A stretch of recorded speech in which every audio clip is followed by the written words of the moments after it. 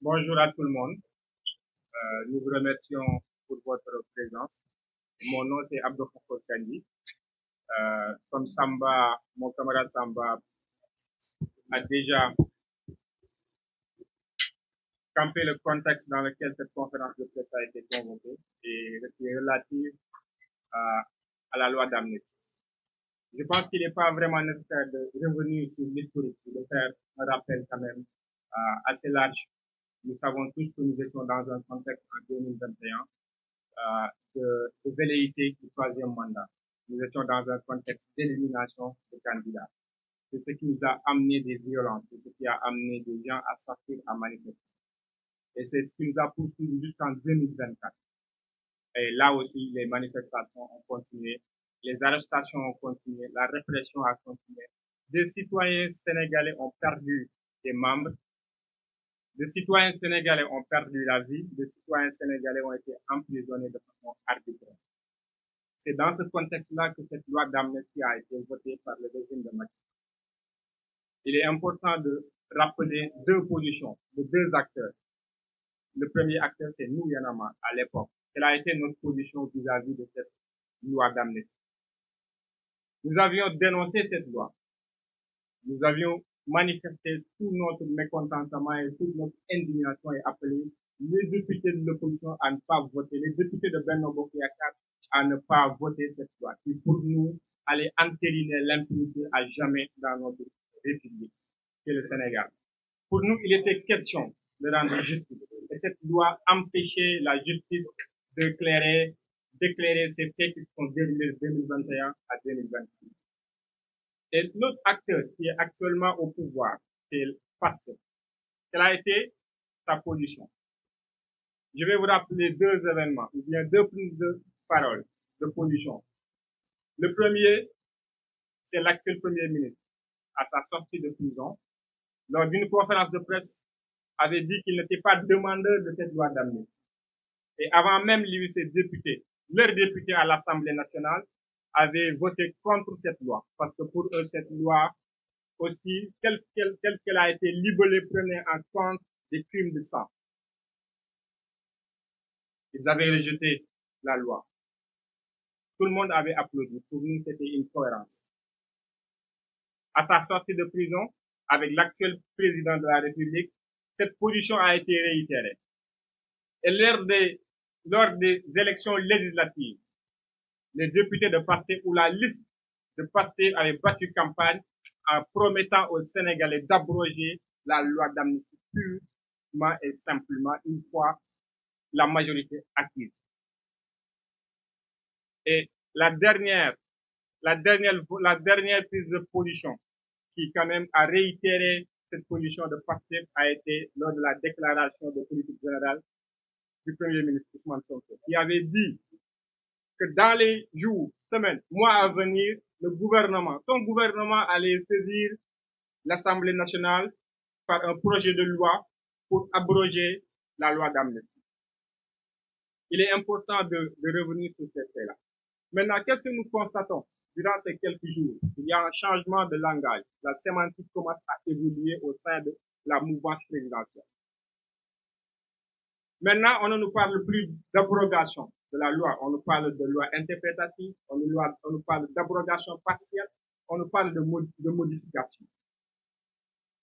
Mais interpréter une loi pour laquelle nous avions voté contre, pour nous relève de l'incohérence.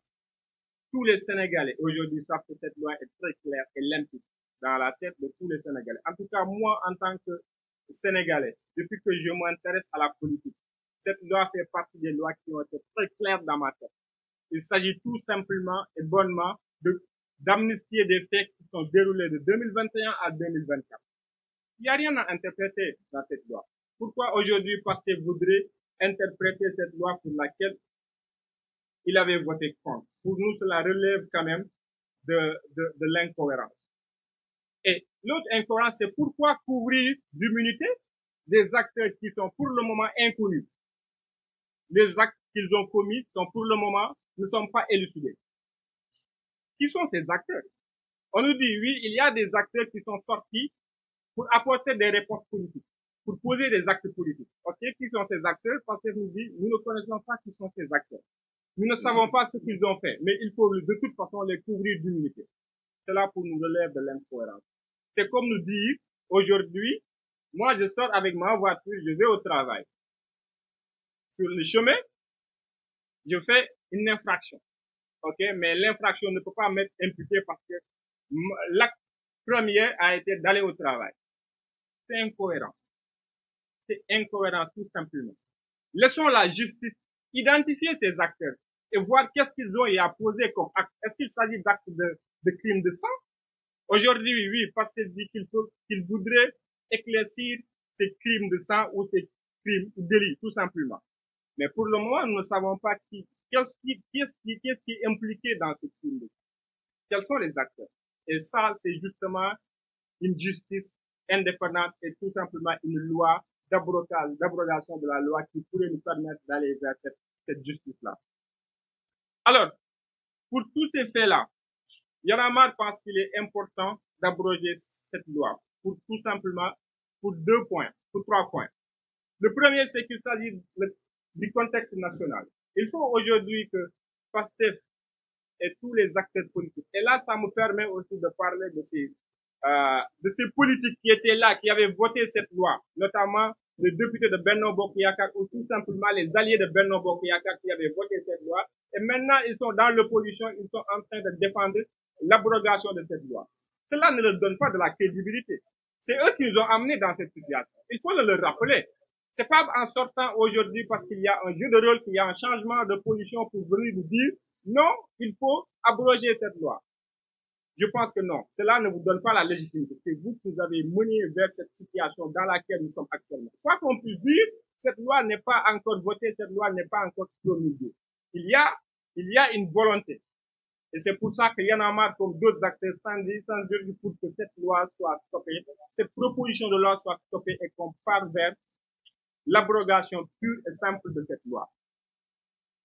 Et pour revenir sur ce contexte national, ce sont des Sénégalais, ce sont des citoyens sénégalais qui sont sortis manifester. Ce sont des citoyens sénégalais à qui on a imputé les mains, à qui on a torturé dans les prisons. Cette question dépasse de loin PASTEF, dépasse de loin les partis politiques. Et pour exemple, nous, il y en a marre, cette question nous concerne. On parle aujourd'hui de ramener 2000 et quelques prisonniers. Si cela devrait être le cas, nous, on pourrait être touchés par cela parce que notre coordonnateur qui est là, Aliou Sané derrière moi, a été emprisonné dans ce même contexte.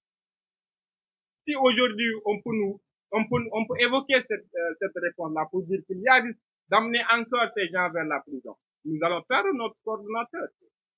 Et un autre camarade se touche. Peut-être bien.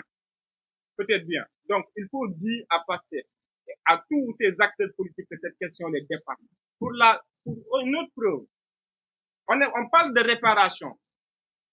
On va indemniser les victimes avec quel argent? Ce n'est pas avec l'argent de PASTEF. C'est avec l'argent du contribuable sénégalais que ces Sénégalais vont être indemnisés, vont être réparés. Donc, ça concerne tous les Sénégalais. Tous les Sénégalais ont la responsabilité de se lever et de dénoncer ce qui est en train de se passer. Et le deuxième point qui nous pousse à dire que cette loi doit tout simplement être abrogée, c'est que la justice doit être faite.